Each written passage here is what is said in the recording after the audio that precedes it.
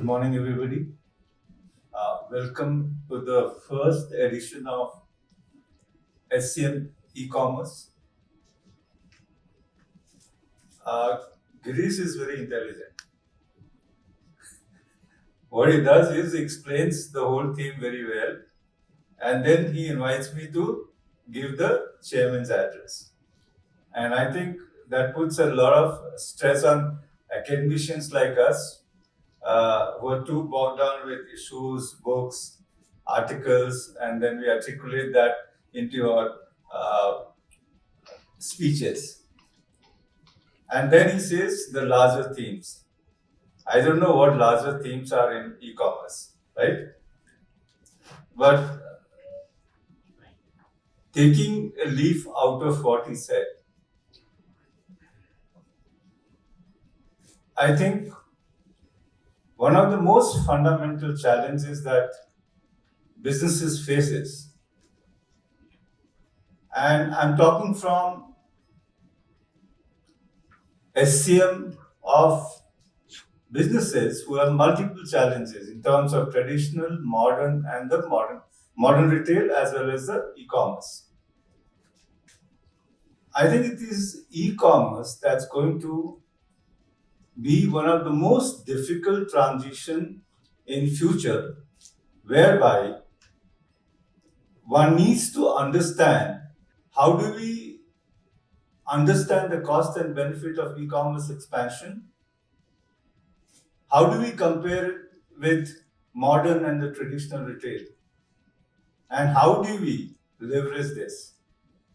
And I thought I will not concentrate much on last mile as well as on the setting of logistics in e-commerce. But this challenge is enormous. Businesses are finding that if you compare the cost of setting up e-commerce, where you need to set up e-commerce because e-commerce has grown in a very rapid way, non-comparable with the modern and the traditional retail. How, and the larger theme is here, it's not about omni-channel fulfillment alone. It's all about how do you transit to capture the e-commerce opportunity in a way that it becomes profitable. How do you transit the channel management in a very different collaborative way that it becomes profitable and increases the reach? And for that matter, a country like India is a little different. E-commerce players, bearing few, have understood this. And what have they done? They have been very hyper-local within the cities or maybe the tier 2 cities. But a thinking of the last mile for the extended India, which is called as the other India, is missing and is absent. There's lot been peripheral attempts. And one of the most celebrated peripheral attempts is the post offices, integrating them into your last miles. And it has been the biggest failures, even by the biggest player in the world, Amazon. And hence, there is a rethinking that needs to be done that if businesses have to scale up, if businesses have to see that e-commerce becomes a way of life, and I think it's becoming a way of life. A farmer in a distant UP where I come from can buy all the equipment from Amazon and it can be delivered. But the cost at which it is delivered is unsustainable. And this is where, how do we create this kind of a different structures? Even in city logistics, we have not been able to solve the problem of hyper-local storage and fulfillment. It's one of the most costliest affairs that happens. How do you extend this to the miles and miles of distances which are not easy to be covered and costly to be covered? How do you see the tier 1, tier 2, tier 3, tier 4 and the what you call it as the blocks, that's 5,000 tier 5 cities if you can call it as. How do you see that fulfillment becomes one of the most important network which gets optimized? It's very easy to say that one can optimize networks.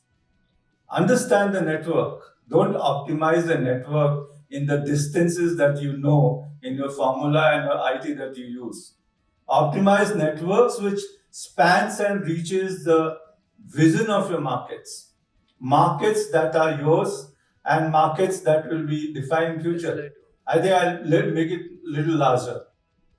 If India stands out to be a country where everyone is looking up to, is not because of metros. It's because of the smaller towns that have given e-commerce also a great boost and the villages. Everybody is seeing India as a different, India, Brazil, as a very different economy. Some of the East Asian economies which are new on the radar is primarily because there is huge opportunity within India in the extended India. And by extended India, I say other India, meaning those which have never been tapped. We have been caught up with the global growth, globalization, and a lot of other parameters of growth which are essential for country to be global, but we have never gone into internally creating that particular distinct. And if that's the India which is defining the world, then e-commerce players are far off from there. Whether they are e-commerce player in simple way of setting businesses, or they are last mile fulfillment players, or they are omni-channel players who are there, who are trying to provide, or even businesses. I think if you see, some of us here are here from those businesses which are trying to reach the rural markets. It's a dark zone. After the distributor, you don't know where and how you move. Think about the kind of inventories that you hold, and then you have to fulfill it with broken elements of your articles. And what do I mean by broken elements of your articles? This is going to be another challenge for everybody. I think e-commerce is going to throw up a challenge in more uncertain times that you saw it during COVID, and I think we all failed. We all gained, but we failed to fulfill a lot of things. Why? We could never predict what was going to be the patterns of growth. Why? We never believed in predictions. We believed in fulfillment. And I think this particular challenge of moving away from fulfillment to understanding what to fulfill will become imperative when you start moving into profitability. I want to use a very controversial word, burning cash, but profitability. How do you do this? In fact, some of us who are from the traditional businesses here are coping with the problem of omni-channels and e-commerce growth, clearly know that the demand has suddenly become either lumpy, either intermittent, or zero period demand, and then we have to fulfill this. This no omni-channels can fulfill. Here it is required a way of understanding patterns of demand within geographies, showing different range of variations. I think I like the name ANOVA, but this should be something else. It should go one step ahead. It should be three-dimensional ANOVA. And understanding these kind of long tails is going to be challenged. Look at this. If Amazon is any reality, it's long tail. Walmart is not long tail. Walmart is dependent on all these traditional businesses, HUL and PNGs and others. And it leverages their strength into itself, and that's why it's a very robust business despite all the claims of it losing to Amazon. Amazon is a long tail.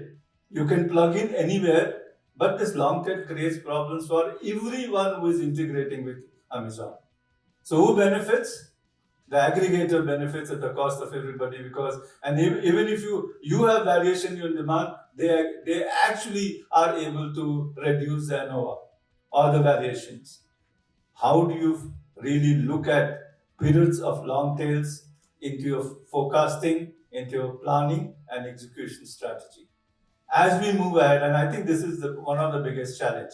Two, how do you really move into geographies which are difficult? I think The only way to really integrate is the way some of the companies, let me not praise them or take their names, but the way we can leverage on a collaborative mechanism of using the traditional retail as a partner to the modern retail as well as to the e-commerce. And I think this particular collaborative framework has not come in because if e-commerce is something startups, the startups are into their first phase of evolution and they have not really thought of profitability, sustainability, not sustainability environmental, but business sustainability and growth. And as growth come in, these are few imperatives which are going to come. How are you going to leverage your network? And this is where I said, how are you going to optimize your network? Can just technology optimize your network? It's a myth. It enables networks. It does not even optimize network. You optimize network by plugging in all the nodes of the network and seeing how do we reach there. How do we reach there? How do we store? How do we fulfill? And what is my last mile logistics? What do I really need? And how can I have the cost effective logistics? Some of the examples which I see in Africa are biggest examples of last mile logistics in the last miles of the countries there. And this is where one needs to move. To end, I would say that e-commerce is just a start all over the world. E-commerce has to go a long way, and e-commerce has to really start integrating with the larger commerce. It's not a standalone business, it's a integration with the larger businesses, and hence the modern, traditional, and the omni channels have to be collaborating with each other and reaching the last mile in the most effective way. I think businesses are realizing this, and if this is a realization, things may go appropriate. Otherwise, we are still in a fragmented, disjointed, and operating within our own sphere of influence. And I think if that's the world of e-commerce, it will be defeated. But it goes beyond this. We'll see large amount of optimization of collaboration between the players to fulfill this. And this is where I see platforms which have multiple formats coming together would be, the new Walmart of the e-commerce. And those platforms can leverage and cross-subsidize and move ahead. And I think this is where the first basic model, because you need two things. You need to reach people. I think reaching is a very, very important thing. Logistics. Logistics needs to reach everywhere. But you need to bring in richness in it. And richness is all about providing it at the cost effective and competitive prices. And you need to make money. So revenue streams, and I think that's where the challenge comes. If you don't integrate your logistics, your richness, and the revenue stream, I think there would be a question at some point of time in future about this. And hence, e-commerce needs to start thinking about being a part of larger growth story, contributing significantly to the growth of the society. So I thought this was more a larger theme. Thank you very much.